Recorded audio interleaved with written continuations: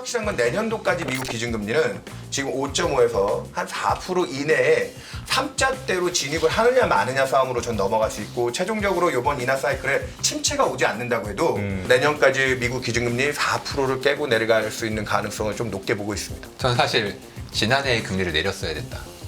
아, 네? 물론 그럴 리는 없지. 역사적으로 그런 적은 없으니까요. 네. 결국 그래서 어떻게 되냐? 금리 인하를 늦추게 되고 불가피하게 더 대폭적인 금리 인하를 할 수밖에 없는. 그럼 내년에 3% 초반 이렇게 멈추는 게 아니라 더 대폭 내려야 된다고 보십니까? 확률이라고 했는데 침체가 안 오면 뭐 3% 초반에서 땡큐. 근데 역사적으로 늘 왔는데요. 그러면은 제로 가야지. 아니 제로 가도 부족하죠.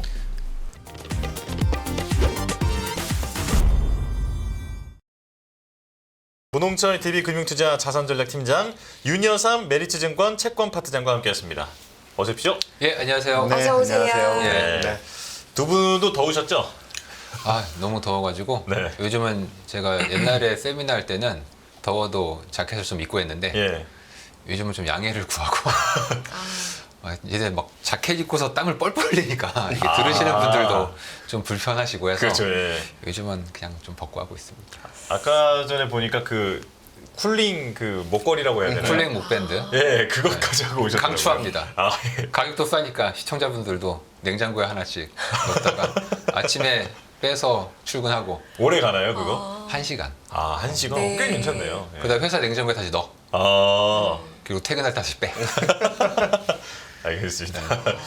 파트장님은 어떠셨어요, 오늘 날씨?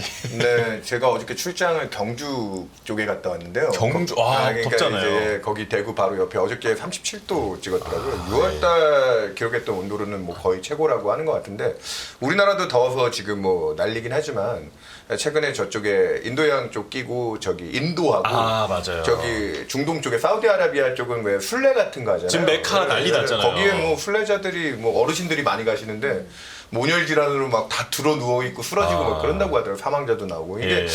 그냥 뭐 저희 채권하는 양반들이 항상 뭐 자본시장에 일하다 보면 탐욕에 쫓아서 산다고 하지만 예 그래도 ESG 관점에서 뭔가 좀 고민해봐야 될 시대가 이제 진짜 도래한 게 아닌가 예 그렇게 느끼고 있습니다. 올해가 이 라니냐가 상당히 강하게 진행이 되고 있다 보니까 북반구에 온열 위기가 퍼지고 있는 것 같고요. 그 엘니뇨 아닌가요? 작년이 엘니뇨. 예. 네. 아니 그 제가 알기로는 엘니뇨가 강해지면은 온난화에 좀 더 이게 예, 부채질을 한다고 알고 있는데. 그때그때 다른 것 같습니다. 아 그런가요? 알겠습니다. 올해는 라니냐인 것 같아요. 이렇게 중요한 내용 아니니까요.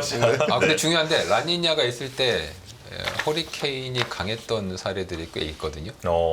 이게 이제 가을에 늘 유가에 정유소 시설, 통계의 남자. 예. 정유 시설 얘기가 늘 나오기 때문에 네. 9월, 10월 정유소 정기 검진이랑 허리케인 네네. 시즌이랑 연관이 좀 있을 수 있습니다. 아, 이 사파 문홍철 팀장님께서는 이렇게 또 모르시는 게 없어요. 라니냐까지도 섭렵하고 계시는 그러니까요. 대단하십니다. 저는 태양 흑점까지 보고 있습니다.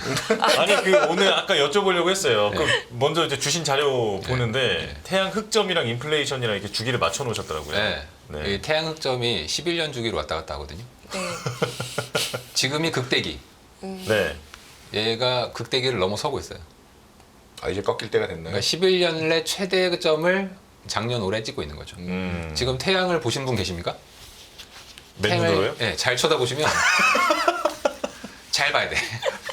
태양을 잘 쳐다보시면 태양 밑에 거대한 흑점이 지금 있습니다. 아 그래요? 네, 이 흑점이 많다는 거는 태양이 아주 활발하게 활동을 하고 있다는 거고 이러다 보니까 가끔 오로라도 우리나라에서까지 관측이 되는 현상이 뼈라는데 자기장 문제도 얘기가 되고요. 그런 거 관련해서 뭐 기술적인 기계 결함 뭐 이런 것도 예. 생길 수 있어서 올해 그런 거 리스크 검진하고 진단하는 게 우리나라는 좀 멀리 있는 이야기처럼 여겼잖아요. 예. 왜 한국에도 그런 리스크가 있다고 하더라고요. 자 태양이 세지면 인플레일까요, 디플레일까요?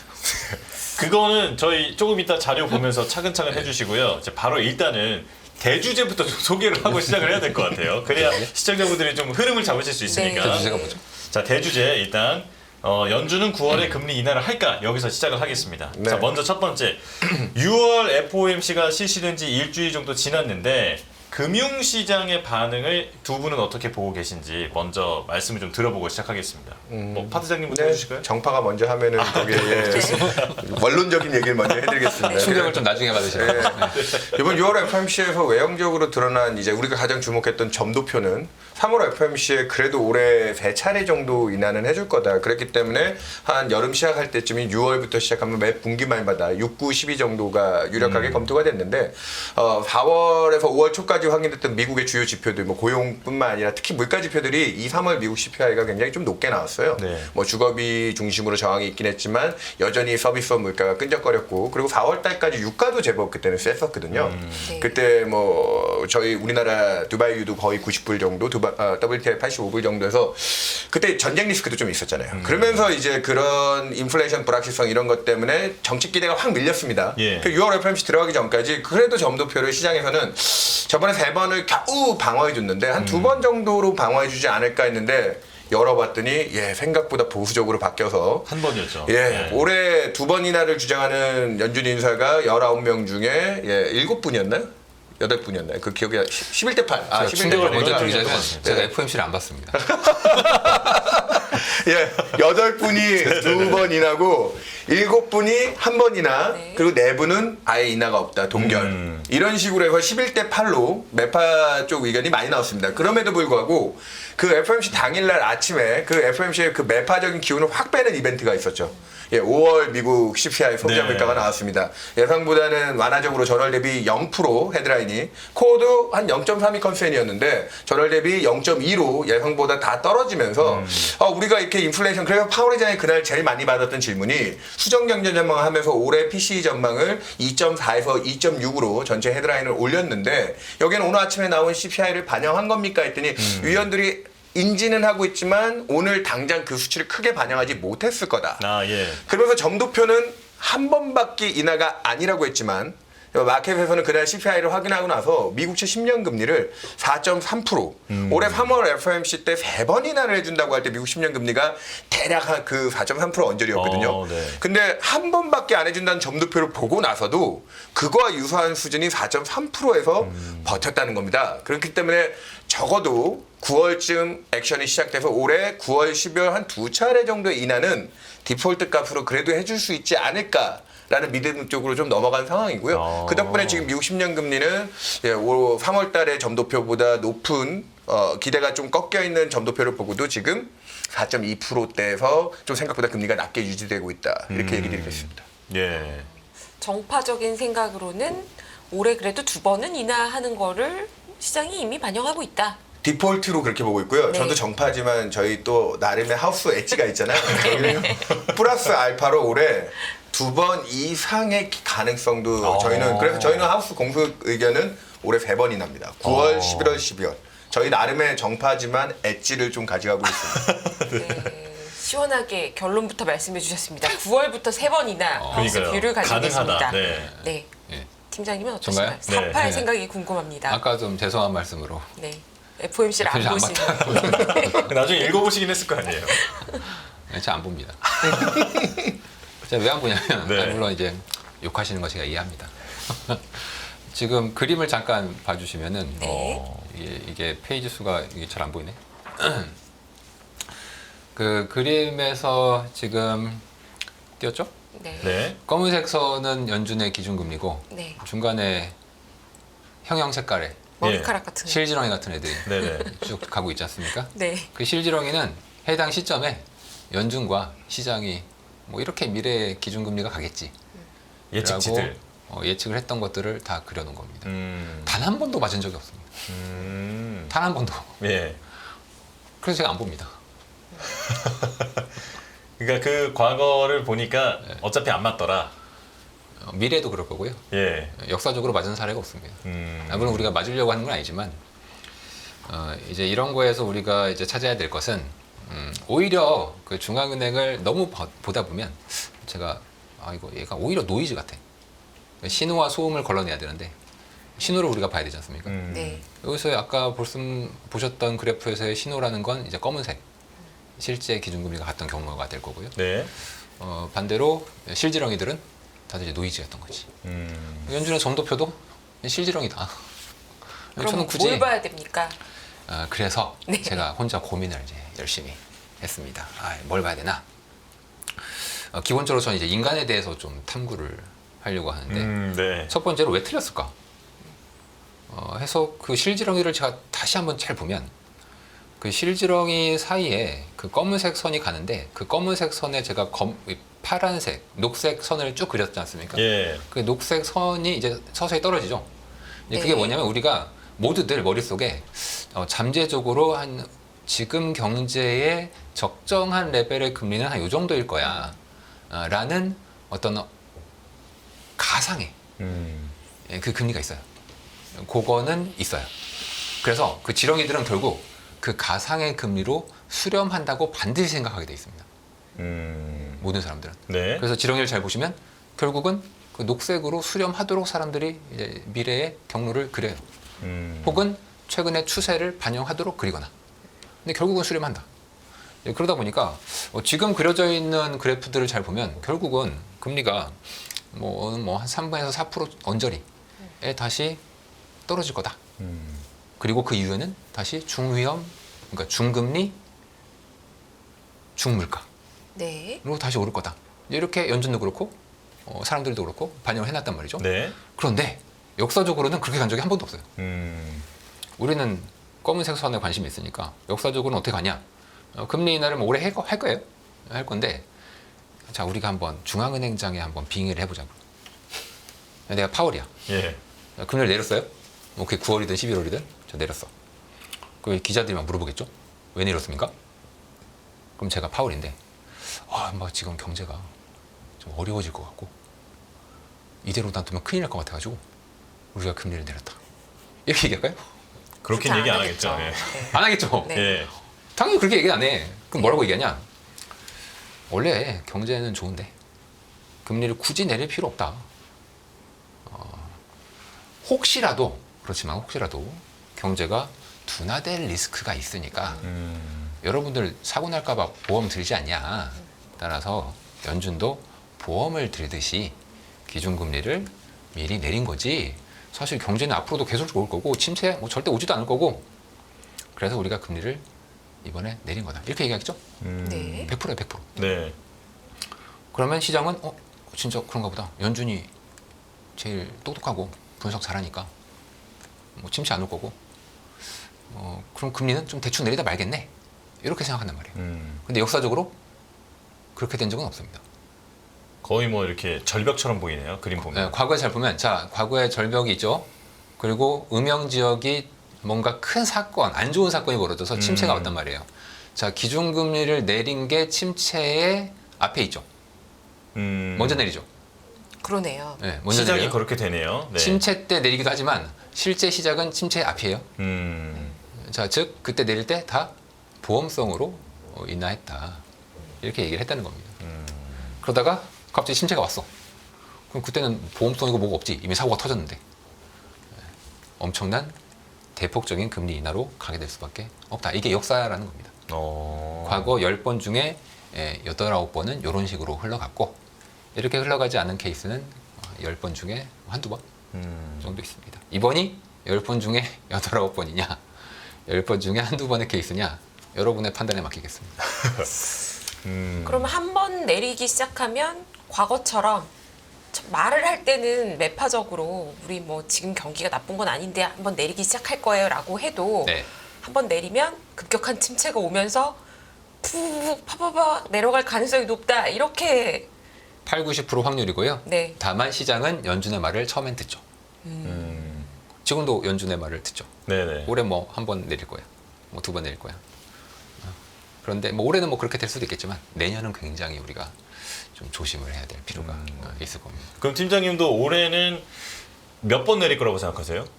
한두 번 보고 있습니다. 올해는 한두 번. 네. 그럼 한두 번이고 내년 정도부터는 이제 급격하게 떨어질 수도 있다라는 의견이신데 라기보다는 확률. 확률, 네, 확률이 높다라는 네. 건데 그럼 네. 파트장님은 그건 어떻게 보십니까? 저희는 뭐 방금 아까 문홍철 팀장이 얘기했던 것 중에 뭐 저렇게 전망에 의미가 있느냐라고 하는데 전망을 하는 이유가 있죠. 그 순간에 최선의 정보를 가지고 하는 거고 틀릴 수밖에 없는 게 인간사가 그렇죠, 사실은. 그렇죠. 그리고 자기 확신적 실현이라고 해서 그렇게 믿으면 또 그렇게 가는 경향이 생기기도 하고 네. 요즘에는 그걸 또 역으로 활용하는 경향도 있어서 다 그럴 거다라고 하면 또 그렇게 되지 않는 요즘에 컨센서스가 몰려다니면은 컨센서스 밖으로 나오는 반대로 나오는 데이터들도 너무 많아요. 그러니까 현실적으로 예측이라는 건 너무 예전부터 늘 어려웠던 거고 근데 예. 중앙은행이 굳이 점도표 같은 걸 제시하는 이유는 전에도 이 얘기를 그대로 했던 것 같은데 그냥 기준을 세워주는 거예요. 어느 정도 기준이 있어서 사람들은 그 지금 우리가 미국의 기준은 아주 극단적인 사람들은 지금도 뭐 7에서 8%까지 올려야 된다고 주장하는 사람도 있고 어떤 사람들은 지금도 뭐 너무 높은 수준이라서 다시 뭐 2% 이하로 낮춰야 된다라는 주장이 있고 다양한 의견들이 있습니다. 하지만 거기서 정책 의사결정을 하는 사람들이 어느 정도 적정선을 주고 그리고 저희같이 이제 애널리스트라든지 시장 참가자들이 아무리 엣지비를 가져도 실제 액션을 할 때는 그 기준선보다 위냐 아래냐 정도에서의 액션들을 취하게 되거든요. 그거보다 적정 가치에 대한 판단이 나는 이거보다 더 위, 아래 그런 기준을 세워준다는 측면에서 저희 점도표라든지 이런 거를 좀 파악하고 가는 의미가 있고 저는 아까 문홍철 팀장이 아까 보여줬던 그림 하에서 그 가운데 중간선 있잖아요. 네. 그 선이 절대 시장은 적정 가치로 움직이지 않습니다. 여기 뭐 섹터를 분석하신 분도 있지만 적정 주가 쓰면은 주가가 기업들 주가가 그 적정 주가대로 움직이나요? 저희가 보고 있는 중립금리대로 통화 정책이 그렇게 움직입니까? 절대 그렇지 않습니다. 그 순간 상황에 맞춰서 적응적으로 가는 거고 적정은 적정일 뿐이에요. 네. 아까 했던 우리가 투자 활동을 하기 위한 하나의 중거점에 불과한 거죠. 적정대로 절대 움직이지 않는 게 인간의 심리고 생리입니다. 그거보다 좋냐 나쁘냐로 돈을 버는 거죠. 그런 측면에서 저희는 중립금리가 내년까지 지금 미국의 아까 문홍철 팀장이 내놓은 그림 안에 이 가운데서는 네.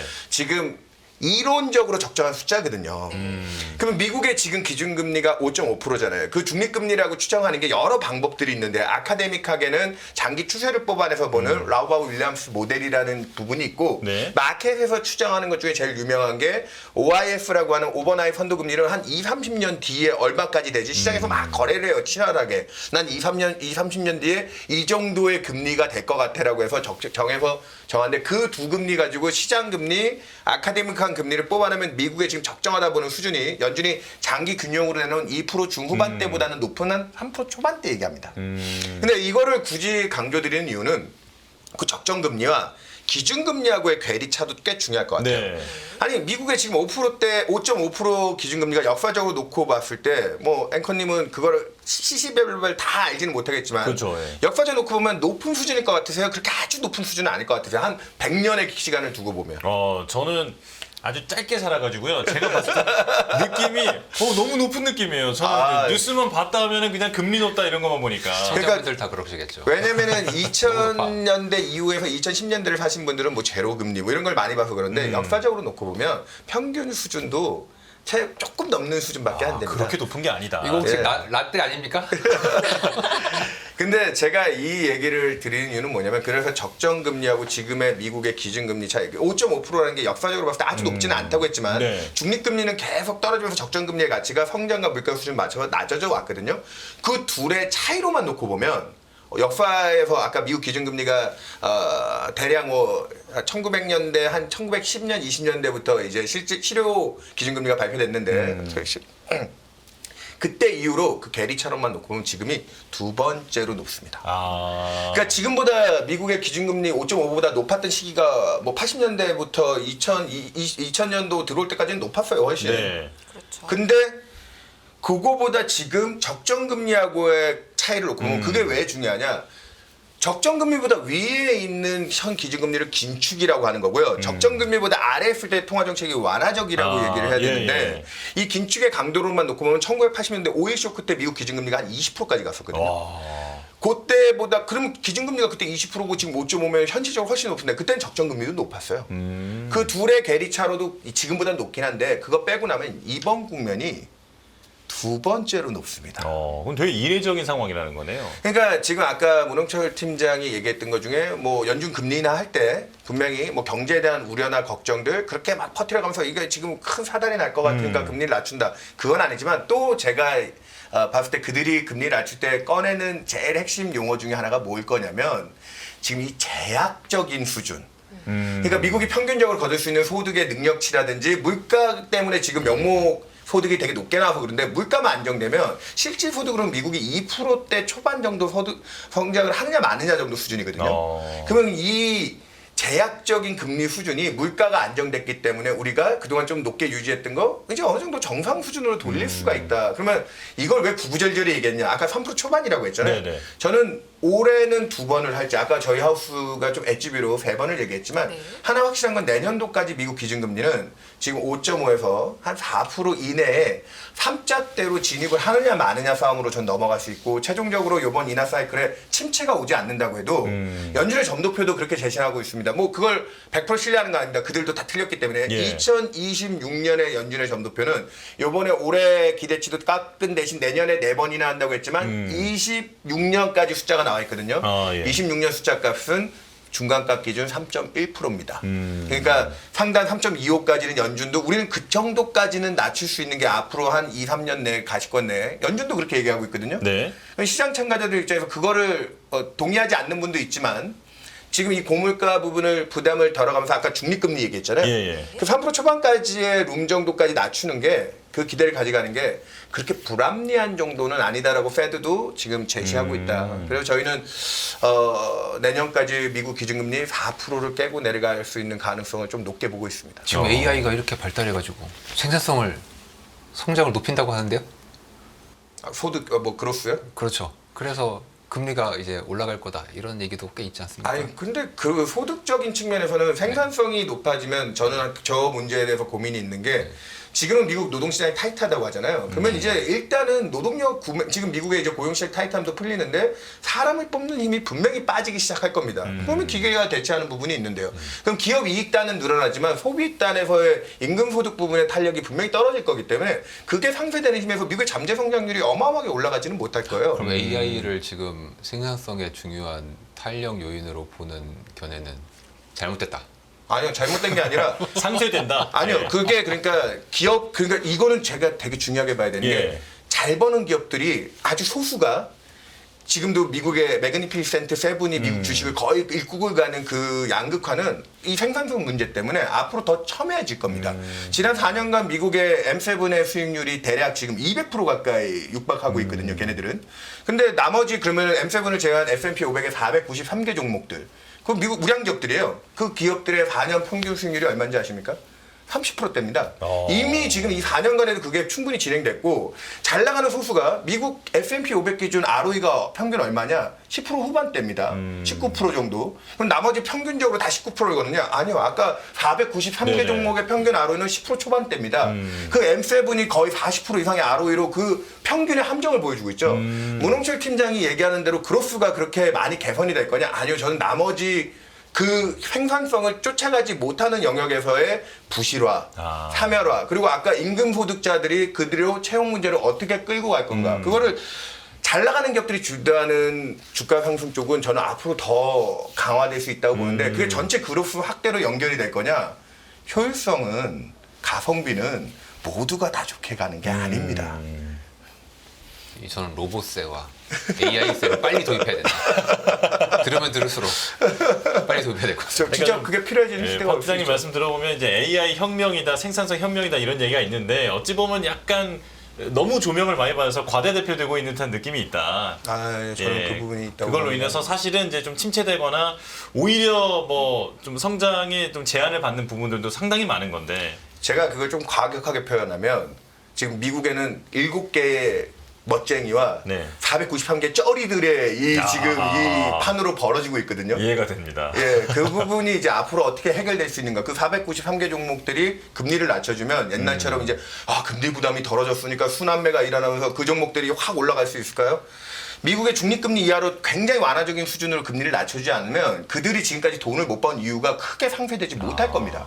그런 부분의 고민들을 앞으로 어떻게 할 건지 통화 정책이 그런 것도 상당히 고민해야 될 시대가 온다. 저는 그렇게 보고 있습니다. 네. 세금으로 해결해야죠. 세금 로봇- 아 여기는 또 갑자기 증세론자로.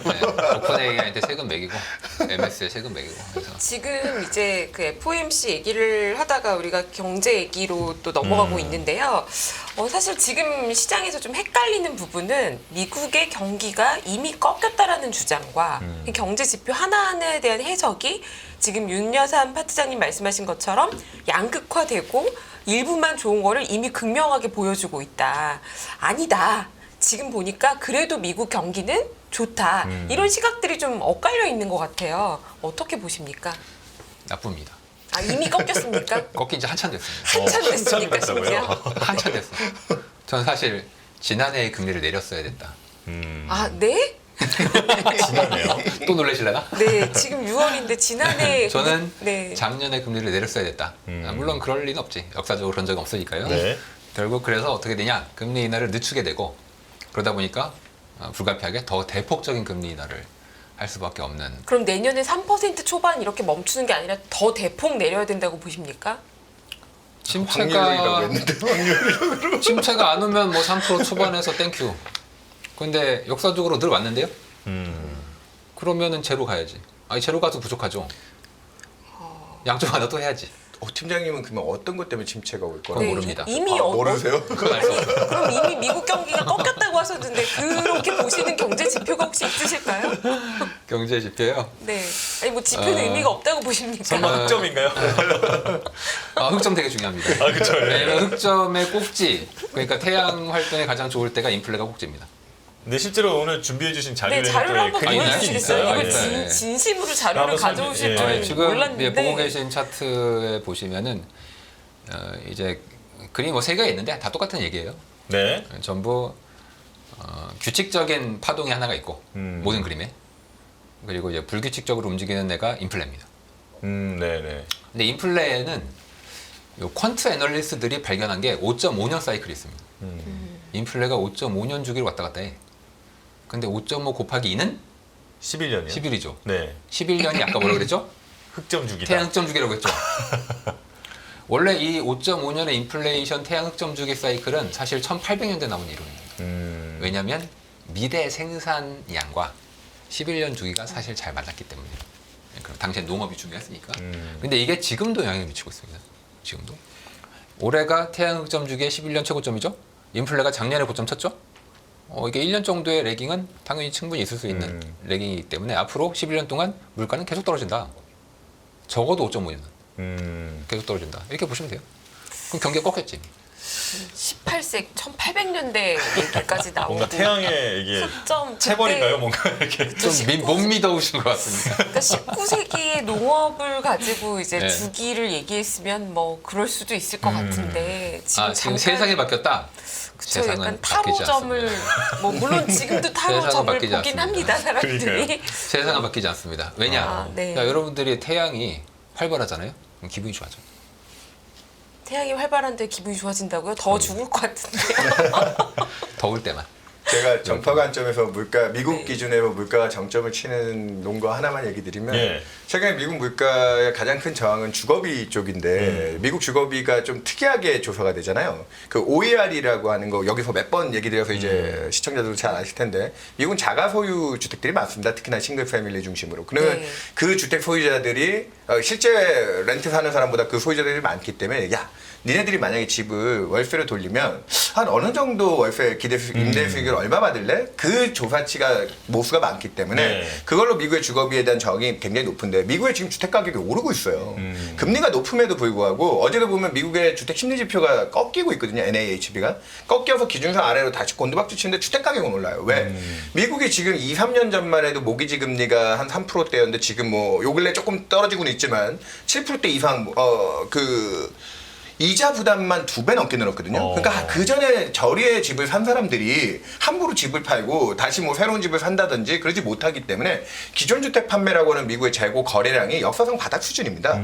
그러다 보니까 이게 아주 특수적으로 금리가 높음에도 불구하고 미국의 주택 가격이 오르는. 근데 집주인들 입장에서 내 집값이 오르는데 기대 임대 수익을 깎을 수가 없지. 그죠. 그렇게 그리고- 물어보면 예. 그래서 미국 CPI의 40%를 차지하는 이 주거비의 저항이 있어서 미국 물가가 덜 떨어지는데 이번 5월 CPI에서 가장 결정적인 변곡점은 미국의 자동차 보험료였습니다. 아시는 분들 다 아실 텐데 미국 자동차 보험료가 전체 CPI의 5% 정도로 무시할 수 없는 정도의 비중이기도 한데 근데 얘가 전년 대비로 지금 20%의 증가를 나타내고 있거든요. 예. 근데 사실 왜 이렇게 자동차 보험료가 많이 올랐냐? 그리고 팬데믹 이후에 미국의 중고차 중심으로 차값이 어땠습니까? 그 차값이 딱 정점일 때 전년 대비로 한 20% 이상 급증을 했었습니다. 일단 자동차 가격이 많이 올랐으니까 거기에 들어가는 보험료도 당연히 올라야 되고요. 2년 선행에서 자동차 가격이 올랐던 게 지금 이제는 중고차 중심으로 마이너스대로 떨어져 있는데 1년 뒤에 또 뭐 그 올라온 자동차 값에 들어가는 수리비, 공인, 부품값이 1년 또 후행해서 또 올라와서 걔가 피크아웃하고 떨어지고는 있는데 거기에 맞춰서 보험료가 또 그런 부수적인 비용이 또 느니까 같이 올라왔는데 마지막 완성점이 들어왔습니다. 이게 뭐 무슨 얘기냐? 예. 미국의 자동차 보험료가 올해 초부터 꺾일 거야. 그 굉장히 슈퍼코어라고 하는 주거비를 제외한 미국의 서비스 물가의 상승의 절반이 이 자동차 보험료였거든요. 그러니까 굉장히 중요한 키팩터였는데 요번 5월 달에 전월 대비로 마이너스를 떨어지면서 YOY로 이제 확실히 꺾여 들어가기 시작했거든요. 거기에 마지막 방점이 뭐였냐? 차값이 빠졌고, 차값이 고점치고 떨어져 있고, 그 다음에 뭐 수리비도 빠지고 있는데, 네. 마지막 하나의 완결점은 손해율이 이제 정점을 쳤습니다. 손해율. 손해율이 왜 나오냐면, 우리 팬데믹 때 20년, 21년에 뭐가 있었습니까? 락다운을 하다 보니까 사람들이 못 돌아다녔죠. 그러니까 네. 사고가 안 일어났죠. 그러다 보니까 보험에 집행되는 금이 떨어져 있었죠. 근데 22년부터 이제 막 돌아다니기 시작해서 23년에 폭발적으로 늘었습니다. 그럼 23년까지 늘어났으면 그때 정점을 쳤어야지. 근데 여기 계신 분들도 자동차 보험료 아시겠지만 사고 냈다고 바로 보험료 올라갑니까? 아니죠. 예, 계약 갱신하고 재계약할 때 보험료가 반영되잖아요. 네네. 그 타임렉이 1년 해가지고 언제 올해 2분기 초까지 자동차 보험료에 대한 저항이 마지막 손해율 정점. 그러니까 이미 이제 손해율도 오를 만큼 다 올라와서 이제 피크아웃 한다는데 그게 이번 달에 확인된 거예요. 저는 이거 갖고 드리고 싶은 얘기가 분명히 서비스업 물가가 주거비 때문에 저항은 있을 거다라고 아직 미국 주택 가격이 좀 오르고 있으니까 그 특수성 때문에 저항이 좀 있지만 슈퍼코어의 몸통이었던 자동차 보험료가 손해율까지 정점치고 떨어지는 과정이면 9월 FOMC 전까지 슈퍼코어는 이제 어떻게 될까요? 그쪽에서 받는 업사이드 자극들은 이제부터 이제 거의 저희는 이제 더 이상 그쪽에서의 부담은 이제 역으로 YOY로는 이제 떨어질 일만 남았다. 그래서 저희는 9월 달까지 파월이 받게 될 물가 관련된 정보들은 뭐 전쟁 리스크 때문에 뭐 다시 뭐 유가가 80불 중반 90불을 넘지 않는 한 지금 미국 내에서 그 난리쳤던 물가 방향이 저는 흑점 말고 이런 좀 디테일한 얘기로 예, 이제 좀 피크아웃 할 수 있다. 자동차 보험 이런 얘기 해주시면서 어쨌든 미국의 물가는 고점을 찍었다. 네, 맞습니다. 네. 그런데 실업률은 올라갔어. 이거 되게 싸합니다. 그리고 이 시청자분들도 그렇지만 경제 지표를 보실 때 주의해야 될 게 있는데 침체가 혹은 경기가 앞으로 나빠질 것 같으니까 미리 소비를 줄인다거나 고용이 좀 나빠진다거나 하는 현상이 벌어지긴 하는데 그 폭이 매우 작아. 그렇죠. 매우 작아요. 네. 실업률도 저점에서 아주 약간만 올라가고요. 지금 실업률 저점이 뭐 3% 중반에서 지금 4% 찍었어요. 그러면은 이거 뭐 어차피 둘 다 완전 고용이죠. 그렇죠. 그거 완전 고용이야. 그런데 지난 100년간 역사적으로 뭐 그전에도 그랬을 건데 실업률이 저점에서 요 정도로 올라오면 그때부터 위험해집니다. 샵눌. 아주 작은 변화인데도 불구하고 이게 소비도 그래요. 소비도 둔화가 좀 되긴 해요. 그런데 아니 요 정도 둔화는 뭐 우리가 받아들일 수 있고 견조하다 여전히 이런 얘기가 늘 나와. 예. 그런데 갑자기 중간이 없이 폭포수처럼 쭉 떨어져요. 둔화가 와서 침체가 오기 시작하면. 즉 우리가 상식이랑 좀 다르게 미리 고용과 소비가 나빠져서 둔화나 침체가 오는 게 아니고 실제로는 선우가 반대입니다. 둔화나 침체가 먼저 오고 고용과 소비는 나중에 나빠집니다. 오히려 그게 후행 지표다. 물론 저를 욕하시는 분이 또 있으시겠지만 역사적으로 늘 그랬어. 그 팀장이 가져오신 자료 중에 네? 고용에 대한 지표 상반된 결과 이 페이지 한번 설명을 좀 해주시겠어요? 몇 페이지죠? 고용 지표가 8페이지입니다. 나오는 거마다 조금씩 다르게 나와서 어떤 날은 네. 고용이 아직도 좋네 이렇게 얘기하고 어떤 날은 상반된 지표? 네. 예, 지금 이제 페이지 보고 계시면은 지금 떴는데요. 네. 지금 이 그래프는 작년 5월을 0으로 네. 고용을 0으로 두고 지금 매달 고용이 이제 증가했지 않습니까? 그걸 누적해서 쭉 올리니까 그 제일 위에 파란색, 검은색 선처럼 비농업 고용이 월간으로 아주 견조하게 증가했습니다. 기울기로 보면 대략 월 뭐 24만 건 정도 네. 쭉 이제 올라가는 이거는 이제 우리가 매달 보는 지표죠. 네. 이거는 그런데 우리가 특정 표본이 있는 집단에서 샘플링을 한 다음에 그걸 가지고 전체 모수를 추정하는 거지 않습니까? 네. 모든 지표가 그래요. 그래서 야, 그거 말고 우리 전수조사 한번 해보자. 그 전수조사가 이 그림에서 좀 밑에 있는 연한 파란색 가장 광범위한 고용임금 QCEW라고 되어 있지 않습니까? 얘가 바로 전수조사입니다. 그런데 얘는 완전히 다른 얘기를 하고 있어. 매달 보는 고용은 너무너무 좋게 올라가고 있는데 이 QCEW는 거의 증가가 없어요. 요거는 좀 후행적으로 나오는. 이 데이터는 전수조사라서 늦게 나와요. 네. 아. 근데 더 정확해. 네. 그러면 이 갭이 어디서 비롯되냐? 아무도 모릅니다. 속보는 잘 나오고 있는데 네. QCEW가 시간이 지나고 확인해 전수조사해 보니까 사실은 별로 안 좋았다. 안 좋았다. 그렇게 나오고 있는 거죠. 네. 그러니까 사람들이 헷갈려하는 거죠. 네. 뭐가 맞냐? 근데 매월 초의 데이터는 모두 다 보죠. 하지만 QCEW는 저 같은 오따꾸 아니면 잘 안 봅니다. 이거 되게 한국의 아파트 실거래가 같은 거네요. 그런 거죠. 후행한다. 자, 저는 그래서 추정의 값을 말씀드리자면 네. 예. QCEW가 정확하긴 한데 이제 한 가지 맹점이 있습니다. 뭐냐면 인구 벤치마크가 업데이트되면 얘도 좀 변화가 있어요. 근데 지금 미국의 인구 벤치마크에 이민자가 어떻게 넣어야 되냐에 대한 굉장히 큰 논란이 있습니다. 불법 이민자가 너무 많아서 만약에 불법 이민자를 제대로 반영할 경우에 아마도 QCEW는 좀 올라갈 것 같습니다. 아마도. 반면에 그러면은 비농업 고용이 맞냐? 비농업 고용은 불법 이민자가 취직했을 때 카운팅이 돼요. 다만 비농업 고용도 이렇게 좋은 건 아니고 실제로는 얘보다는 좀 낮을 것으로 보고 있습니다. 왜냐하면 비농업 고용에서는 기업의 창업과 폐업과 관련된 모델링을 한번 쭉 해서 블랙박스 들어갔다가 뿅 숫자가 뱉어지거든요. 기업의 창업은 구조적으로 코로나 이후에 좀 많아졌어요. 그러면 창업 곱하기 몇 명 해서 이게 뭐 가상은 아닌데 그런 숫자를 잡습니다. 폐업하면 또 곱하기 몇 명 해서 마이너스를 잡고 네팅 쳐서 고용이 얼마 늘었다 있는데 코로나 이후에 창업이 좀 이상해요. 창업은 늘었는데 과거의 성격과는 좀 다릅니다. 옛날에는 창업하면 뭐 적어도 5명, 10명 고용하는 네. 그런 창업이었는데 코로나 이후의 이코노미에서의 창업은 뭐 가령 나 혼자 배달업, 그렇죠. 그쵸. 나 혼자 창구업, 나 혼자 임대업 뭐 이런 게 많아. 그러니까 이게 정말 고용을 제대로 반영하는 거냐에 대해서 나중에 다시 리바이즈가 되는데 그러다 보니까 고쳐진 비농업 고용 숫자가 전 숫자보다 조금씩 떨어지고는 있죠. 이게 최종적으로 확인되려면 굉장히 시간이 걸려요. 왜냐하면 창업은 바로 데이터가 잡히는데 폐업은 기업 해보신 분들은 알겠지만 쉽지 않습니다. 거의 2, 3년 지나서 세금 데이터가 확인돼야 잡혀요. 즉 실제로는 아마 QCEW보다는 위일 거고 비농업 고용보다는 밑일 거다. 그래서 제가 대충 숫자를 찍으면 월간 한 20만 건이 좀 안 되는 숫자로 보시는 게 현재 고용으로서 맞고 그럼 과거치니까 뭐 그렇다 치고 우리가 아시고 미래가 중요하지 않습니까? 네. 미래는 현재 바이든이 민주당 입장으로서는 생각지도 못할 정도의 강력한 이민 제한 정책을 쓰고 있습니다. 2월부터 이미 썼고 이번 6월 달에 행정명령은 굉장히 강력해요. 모든 망명 신청을 거부하고 있습니다. 이것이 미국의 비농업에 가장 중요한 역할을 할 겁니다. 향후에 데이터가 천천히 확인될 것이다.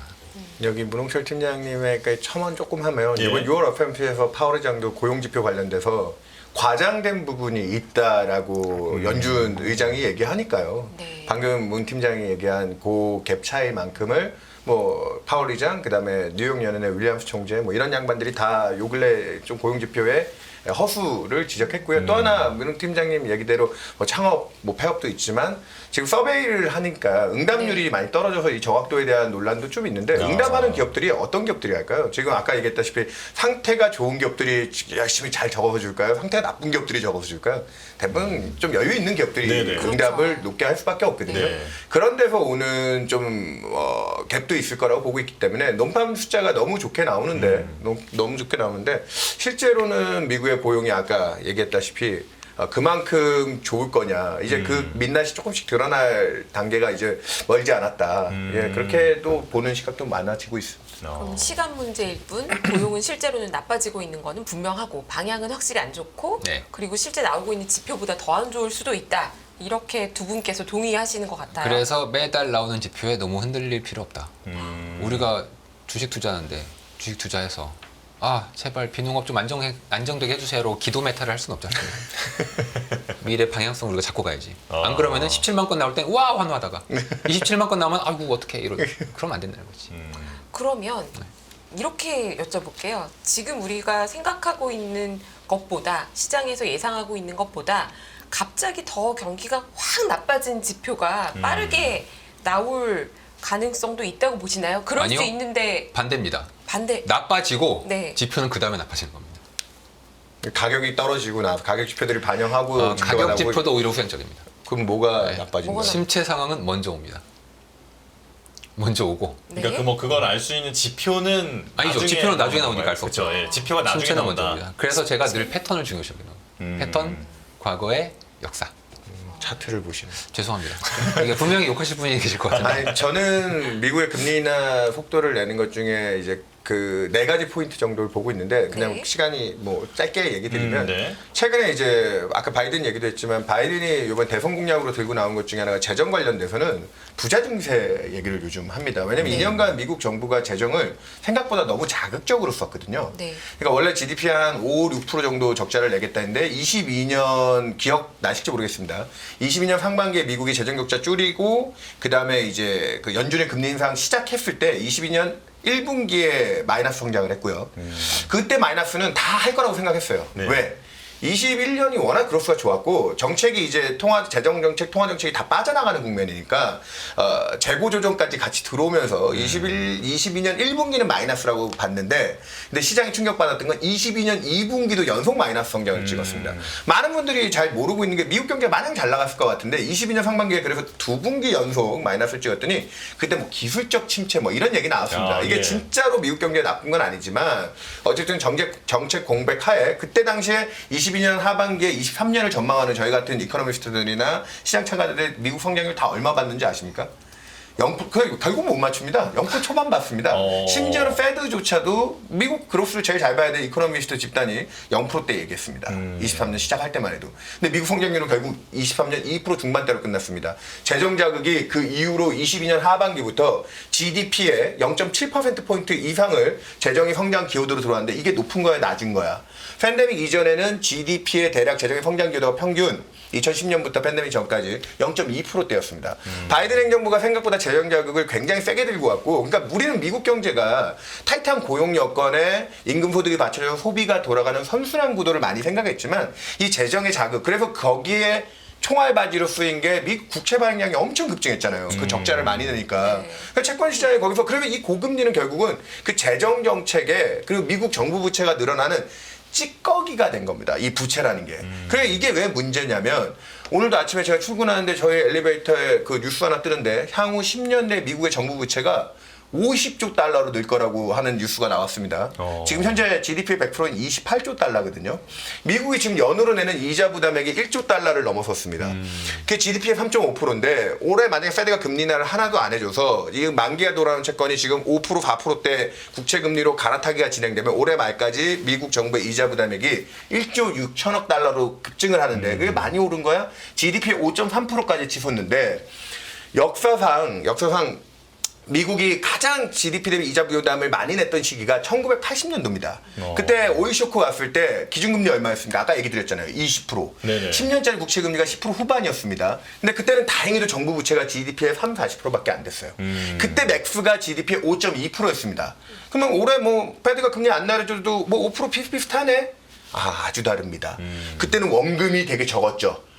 가격 지표인 금리의 버퍼의 룸이 많았기 때문에 그리고 실제로 금리 낮춰줄 수 있고 그때 5.2% 이자 부담과 지금은 원금이 100입니다. 거기에 지금 금리로 조정할 수 있는 룸이 제한적이에요. 저는 왜 이 얘기를 하냐면 올해 미국 대선이 있기 때문에 아직까지 재정정책 쪽에서 쉽게 브레이크를 못 잡을 거야. 아니요. 저는 바이든이 되든 트럼프가 되든 트럼프가 되면 엄청나게 파티할 것 같잖아요. 막 돈 쓰면서. 네네. 아니요. 전 트럼프가 생각보다 굉장히 이성적인 사람이라고 생각하거든요. 예. 누가 대통령이 되든 아주 특이하게 재임입니다. 초임이 그러네요. 아니라요. 그러네요. 재임입니다. 누가 돼도. 근데 미국 대통령이 역대 초임 때 재정 정책을 많이 쓸까요? 재임 때 재정 정책을 많이 쓸까요? 재정에서 뭔가 부양책을 많이 내놓을까요? 재임 때 같습니다, 왠지. 그러니까 앵커님이 그 금융인이 아직 초임이겠죠. 왜냐면 초임 때 써놔야 재임 경제 해야 띄워놓고 이렇게 해야지 되니까. 그래야지 네. 딜을 두 번은 해먹어야죠. 네, 무슨 말씀인지 얘기했습니다. 그래서 제가 드리고 싶은 얘기는 올해 미국 대선이 끝나면 생각보다 지금 늘어난 이 이자 부담액을 고민하면 바이든 행정부든 트럼프 행정부든 생각보다 균형 재정에 대한 생각이 IMF가 2029년까지 미국의 재정 적자를 총 GDP의 3% 이내로 균형을 잡지 않으면 미국 정부 부채 신뢰성 우리 전 세계 제일 안전한 자산을 미국 국채로 알고 있잖아요. 근데 아까 얘기 드렸다시피 GDP의 180%입니다. 50조 달러가 되면. 뭐 그때 미국 성장률, GDP도 늘어나긴 하겠는데 GDP 150% 이상 늘어난 미국 정부 부채에 대한 신뢰성. 최근에 금을 사시는 분들이 지금 미국 경제가 좋아서 달러 가치가 유지되지만 미국 정부 부채 저렇게 늘어나면 과연 이게 지금 달러를 계속 신뢰하고 미국 국채를 계속 신뢰하고 사는 게 맞아라고 고민하는 분들도 있답니다.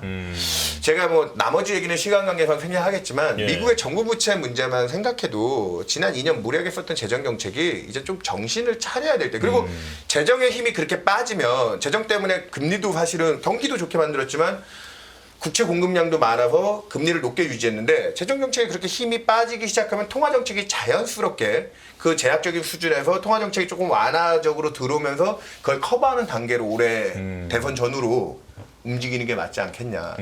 들으면 들을수록 제로 금리를 반드시 가야 될 것 같아요. 지금 저희가 지금 계속 네. 미국 얘기를 많이 했는데 네. 다른 나라 얘기를 좀 해달라고. 이게 근데 예. 다른 나라 얘기를 하는데 이제 연결 천장에서 네네네. 얘기를 하면요.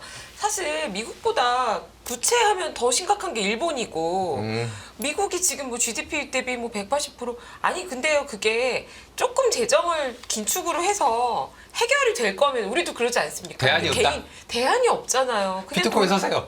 아니, 미국 정부 입장에서 긴축을 한다고 하면 그때만 힘든 거고 내 임기에서 힘든 거고 실질적으로 국가 부채를 많이 줄이지 못한단 말이에요. 그 앞서간 나라가 있지 않습니까? 일본이에요, 일본. 일본이 드디어 금리를 올릴 거라고 엔화는 저점이다, 엔화 사야 된다. 저점이 없어요, 지금. 일본은 자살행위다.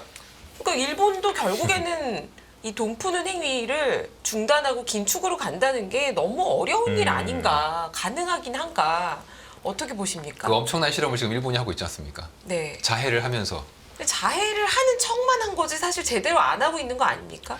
아직 본심은 모르겠습니다. 근데 그 자해를 하는 뭐 저는 자해가 약간의 본심이 있다 봅니다. 왜 본심이 있냐면 결국은 이제 정치인으로서 표를 신경 써야 되는데 일본의 국민들이 이제 제가 국민들을 무시하는 거 아니에요? 근데 국민들이 요즘 너무 기분이 안 좋아. 예? 저 한국인들 와가지고 옛날 우리 식민지였는데 관광 너무 많이 와서 오고. 너무 관광하고 돈 펑펑 써대고 음. 우리가 먹지도 못하는 스테이크랑 스시 먹어대고 기분이 안 좋아. 기업들은 너무 좋아. 수출도 잘 되고 그쵸. 사상 최대 실적이야. 예. 기분이 좋겠어 안 좋겠어? 열받지 일본 않겠어? 국민은 뭐 예. 열이 받아 심각할 수 있죠. 예. 저도 열이 받아요. 내가 일본 부모인데 아닌데. 그럼 어떻게 기시대가 어떻게 해야 되겠어요? 신용일지 진짜일지 모르겠지만 최소 신용은 해야 돼. 금리 인상 및 양적 완화를 우리가 중단하고 국민 여러분 좀 우리 다시 좀 뽑아주세요. 그래서 아직 이제 열매 의원님이 말씀하신 것처럼 이게 진심인지 아닌지 저도 잘 모르겠어. 근데 일단 국민들을 달래는 정도까지 그러니까 뭐 정치인들이 막 미래에 대한 생각이 있어서 하는 건 아니고요. 다만 일단 우리는 재선을 해야 돼. 이게 국민들이 지금 화가 많이 나 있어. 이게 워워 할 때까지는 금리 인상과 양적 긴축을 일본은 할 것 같습니다. 단 이게 일본 경제에 저도 나쁘게 보는데 일본 경제에 굉장히 안 좋은 영향을 미칠 것 같아요. 근데 일본하고 미국하고 근본적으로 다른 게 미국은 채무국이에요.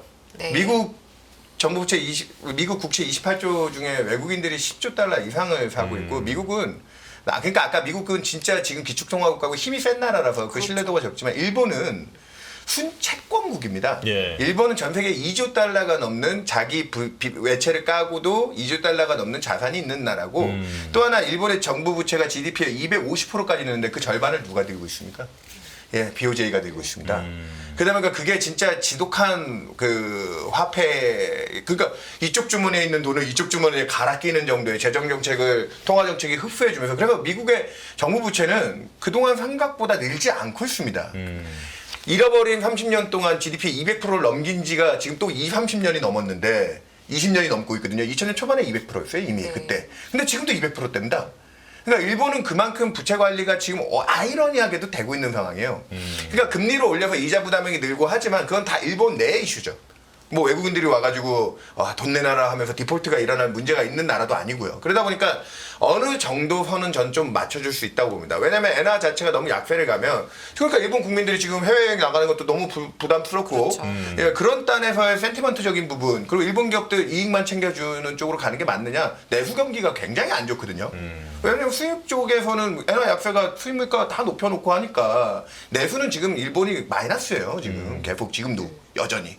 그렇기 때문에 일부 긴축하는 게 일본 경제 그럼 내수가 마이너스니까 긴축하는 건 더 부담이 되지 않겠어요? 아니요. 지금 수입 물가 잡아주고 환율 방어하는 게 저는 조금 더 효과가 있다고 보기 때문에 일본은 그런 쪽의 기조를 갖고 가는 게 부채 관리가 GDP의 250%가 넘는 나라지만 그렇게까지 일본은 위기감 있게 그 부채를 지금은 보고 있지 않는 것 같고요. 예, 그래서 저는 일본의 통화 정책이 연내에 뭐 한 번 정도 인상을 하면서 그리고 7월 달에는 요번 달에는 근데 요번 달도 솔직히 도비시하긴 했어요. 그래도 국채 줄이는 계획 정도를 좀 구체적으로 얘기해 줄 줄 알았는데 7월로 미루긴 했어요. 그래서 조금 미온적인 건 있지만 할 거는 조금 더 하러 가지 않겠냐. 그래서 진심이 아니네. 그래서- 이렇게 아니 온 총력을 기울여도 환율이 방어가 될까 말까 해 보이는데 이렇게 진심인지 아닌지 헷갈릴 정도의 통화 정책을 해서 과연 엔화가 방어가 되겠느냐 이런 생각이 든단 말이죠. 네. 그래도 요 근래 160엔대에서는 지키고 있잖아요. 아니 원길이 지금 얼마인데요? 아이고 그러니까 네. 거기서 이제 더 안 밀리고 있는 것도 신기하죠. 아, 그것도 대단하다. 네네. 근데 중국은 지금 또 어떻게 보시나요? 지금 저희 네. 한국은행 한번 바로 한국으로 짚어달라고 넘어갈까요? 네. 얘기가 나와서요. 네. 그러니까 지금 위험한데? 이제 최근에 대통령실의 그 정책실장이 이제 다른 외신 같은 걸 인용을 하면서 지금 우리나라도 금리나 관련 그 여건은 갖춰진 것 아니냐라는 내용을 얘기를 했다고 합니다. 자, 그러니까 이제 이제 한은의 셈법이 좀 더 복잡해지는 것 아니냐 이런 얘기인데 어떻게 전망하시는지 이걸 마지막 주제로 얘기를 나눠야 될 것 같아요. 먼저 예. 왜 제가 이 총대를 매야 되죠? 아니 그 기사의 똑같이, 타이틀만 예. 읽어드리면은 금리 인하 전쟁, 대통령실 정부와 네. 한은이 난타전을 벌이고 있다. 뭐 다음 이런 기사가 주에는 나옵니다. 여당의 위원회 또 하는 총재 불러가지고 이제 우리나라 민생 경제 어떻게 할 거냐 이거 푸른다고 합니다. 지금 요즘 채권 시장이 지금 기준금리가 3.5인데 국고채 금리가 3.2가 안 돼. 밑에 있어. 이게 바로 이제 채권 시장이 정치인들의 말에 좀 더 휘둘리고 있는 상황이라고 봐야 되겠죠. 그리고 이제 한은 총재님이 얘기를 하신 것도 이제 뉴스 헤드라인으로는 뭐 한은이 독립적으로 결정할 거다 이렇게 나왔는데 이제 한은 총재님의 말씀을 쭉 들어보면은 정확한 워딩은 이제 한마디로 하면 뭐 그냥 각 기관들은 지 얘기할 수 있다. 대통령실은 뭐 지들 입장에서 얘기한 거다. 그런 걸 막으면 안 된다. 네. 좀 놀랐어요. 뭐 의견 교환은 막으면 안 된다. 그냥 그 정도 얘기하더라고요. 전 좀 개인적으로 놀랐습니다. 네. 그래서 하는 거 아니야? 이런 생각이 좀 들었어요. 아 그래서 금리 인하 한다고요? 그래서는 아니겠지만 좀 강한 거부가 안 나왔다는 거지. 이런 정보를 서로 교환하는 것을 막을 필요는 전혀 없다. 네. 이 말 자체가 네. 그래 각자의 의견 더 얘기해봐. 그러니까 이거지. 자 청와대가 청와대래. 대통령실에서 이제 던졌어 돌멩이를. 그럼 아씨 이런 거 왜 던져? 이런 거 하는 거 아니야? 통화 정책은 정부가 반대야 이렇게 얘기를 독립적이어야 돼 이렇게 얘기를 할 수도 있죠. 네. 할 수도 있는데 그렇게까지 얘기를 안 했단 말이에요. 거기에 전 좀 할 수 있는 말을 했네라고 약간 수긍하는 듯한 느낌이 수긍은 들어요. 아니지. 아이, 말씀도 좀. 수긍 아니야. 수긍 아니야.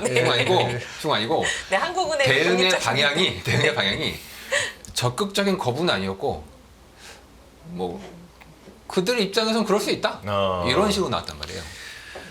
일단 그래서 한국은행 언제 금리 인하할 것 같으십니까? 예, 이렇게 여쭤보는 게 낫겠네요. 네, 저희는 10월로 보고 있고요. 근데 10월. 이 앞에 사실 미국 쪽 통화 정책 기대가 좀 어그러지지 않았으면 뭐 방금 이제 뭐 정치 그리고 또 다른 정책적인 라인에서 통화 정책에 대한 의견들이 좀 나온 거 설왕설래가 있지만 시장은 원래도 그런 얘기 전혀 없었을 때도 올해 연초부터 대략 미국이 뭐 설레발로 3월에 인하한다, 6월에 인하한다 할 때 우리나라는 3분기 인하설이 제일 대세였고요. 그 뒤에 미국 기대가 이제 뭐 9월 혹은 뭐 올해 한 번밖에 못하는 거 아니야 이렇게까지 밀릴 때도 우리는 연내에는 할 수 있다. 왜냐하면 작년에 미국이 2% 중반 성장할 때 우리는 1.4%밖에 성장 못했고 올해 1분기 성장이 좀 반짝 올라오긴 했지만 그 1분기 성장 감안하고 하느니 2.1% 성장을 2.5로 올린 건 그건 그나마 보수적인 성장 전망입니다. 왜냐하면 나머지 1분기에 1.3의 이 높은 언덕이 그 호준 그대로 또이또이만 유지해도 올해 한 2.6%까지 그럴 수가 나올 수 있거든요. 네. 2분기에는 아직 부진한 내수 경기 때문에 뭐 조금 주춤하고 간다라는 건 인정해서 2.5를 내놓은 거기 때문에 경기 측면에서도 외형적으로 좀 좋아졌지만 아주 질적으로 한국 경제가 확 치고 올라가는 정도는 아니고요. 그리고 아까 물가 얘기하셨는데 이미 우리나라는 근원물가 진짜 2.2%입니다. 그거는 뭐 정책 라인에서 누가 얘기를 하든 안 하든 그거는 지금 현재 나오고 있는 제일 중요한 팩터 중에 하나고요. 그리고 기저효과가 가장 크게 들어올 8월 그러니까 9월 초 이제 추석 물가 보기 직전에 8월 첫째 주에 우리나라 경제신문 1면이 다 그걸로 도배될 겁니다. 우리나라 헤드라인 물가가 이제 드디어 목표 수준에 근접했다. 2% 정도 내외로 훅 떨어질 거거든요. 작년에 그 높았던 기저효과까지 들어와서 그때쯤 되면 통화정책 완화에 대한 물가 측면에서의 백그라운드는 거의 완성이 됐을 거라고 보고 있는 거고요. 그거보다 좀 더 중요한 개념은 저는 우리나라가 아까 미국의 중립금리 뭐 이런 거 의논했지만 하느니 최근 5월 마지막 주간에 우리나라 중립금리 관련된 컨퍼런스도 열고 거기서 한국은행 내에서도 뭐 추출한 실질 기준이긴 하지만 마이너스 뭐 0.몇에서 플러스 한 1.44 정도 그걸 물가 목표 수준 넣으면 한 1%대 후반에서 3%대 초반 뭐 이 정도 우리나라 중립금리를 보고 있어요. 그거에 또 중간값 정도 보면 한국의 적정하다고 보는 금리 수준이 한 2.6에서 2.7 정도 내야 되지 않을까 보고 있습니다. 그럼 1% 후반까지 가겠네. 그러니까 일단 침체가 오지 않으면 지금 우리가 통화 완화 기조를 잡으면 지금 3.5%의 기준금리가 대략 한 아까 2% 중반 정도 타겟이니까 2.75 정도까지 내년에 낮춰준다는 게 그렇게 통화 정책이 굉장히 완화적인 수준까지 가지 않는 정도 경로거든요. 오늘 지금 국고 3년 금리가 3.1%대입니다. 네. 이건 뭐 선도금리 프라이싱으로 뭐 8월에도 인하할 거다라는 기대를 반영한 수준이긴 한데 아까 얘기드렸던 그 8월 물가를 이제 기저효과가 제일 크게 들어오는 걸 9월 초에 봐야 되고 또 하나 저는 그거를 100분 동의하는 건 아니지만 지금 이미 미국보다 먼저 금리 인하 시작한 나라도 많고요. 그렇지만 미국이 9월에 액션하는데 우리가 지금 외환시장 변동성이라든지 1380원대 환율대에서 약간 좀 그런 여건들 조금 보고 가야 보고 가야 좀 마음이 편하지 않을까? 그런 측면에서 저희는 10월 달 인하 가능성을 제일 유력하게 보고 마켓은 올해 뭐 한 2번 정도까지 가격을 지금 반영시키고 있는 것 같은데 한 번은 8월에 하든 10월에 하든 한 번은 거의 뭐 기정하시라고 움직이고 있다. 그리고 내년 상반기까지 2.75 정도까지 저희는 여지가 있다라고 보고 있습니다. 정리하면 윤여삼 파트장님 하우스 뷰는 일단 9월 달부터 미국이 금리 인하를 한다는 전제 하에 10월 달에 한국은행이 금리 인하를 개시하고 내년 상반기 중에는 2.75까지 갈 수 있다. 여기서 한 말씀 하시고 싶으실 것 같아요. 뭐 저는 뭐 연준보다 빨리 한다. 왜? 맨날 그랬으니까. 연준보다 빨리 한다. 그 연준이 9월에 한다면 한국은행은 8월? 8월에 한다. 왜냐하면 역사적으로 늘 그랬습니다. 어쨌거나 다가오고 있다는 것은 서로 의견이 네, 비슷합니다. 하시는 거. 다만 내년에 보니까 중립금리 얘기 들어보니까 1%대 후반 가겠는데? 알겠습니다. 제 의견이 자, 아니고 네. 중립금리 1% 후반. 네, 저희 푹 빠져가지고 듣느라고 1시간이 훌쩍 지나갔습니다. 네. 자, 여기서 인사를 드려야 될 것 같습니다. 자, 문홍철 DB금융투자 자산전략팀장, 윤여삼 메리츠증권 채권 파트장과 함께했습니다. 고맙습니다. 네, 수고하셨습니다. 감사합니다. 네. 안녕하세요. 이승입니다. 더 많은 영상을 보고 싶으신 분들은 화면 오른쪽에 있는 구독 버튼을 눌러주시기 바랍니다. 그리고 영상을 보시면서 좋아요는 필수인 거 아시죠? 항상 인포맥스 라이브를 사랑해주셔서 감사합니다.